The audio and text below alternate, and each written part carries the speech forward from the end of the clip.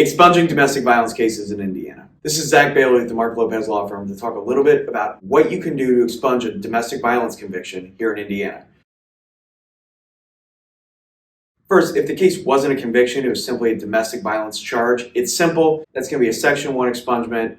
If the case was ultimately dismissed, you don't really have to worry about any extra steps there. But if there is a conviction for domestic violence, there are some extra steps to retain all of your rights that you had before the domestic violence conviction. The biggest one we see is if there's a finding of domestic violence, a domestic violence determination, you lose your right to bear a firearm. Now, that is gone even if the case gets expunged. So we have to take a few extra steps on a domestic violence case before expunging it to restore those firearm rights before we can expunge the case.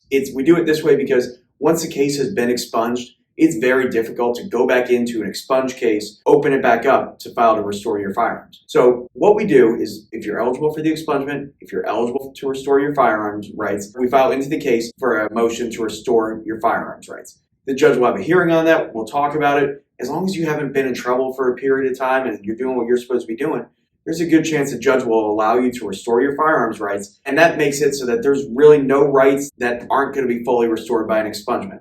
That's the one thing that an expungement does not fully restore on a domestic violence case, that right to bear arms. So we make sure that we restore your firearms rights before we go into actually expunging your criminal case. Now, there are a few other things that are important in determining whether or not you're eligible for that expungement, and we can go over all those with you. Mainly, the highest level charge you have on your criminal history and the time it's been since that conviction. And we'll go through that list with you to make sure you're eligible for an expungement. But if one of those cases is domestic violence, and if having a firearm is important to you, it's very important to give us a call so we can talk about your options and the path forward in order to restore those firearms rights before ultimately expunging your case. So give us a call, 317-632-3642.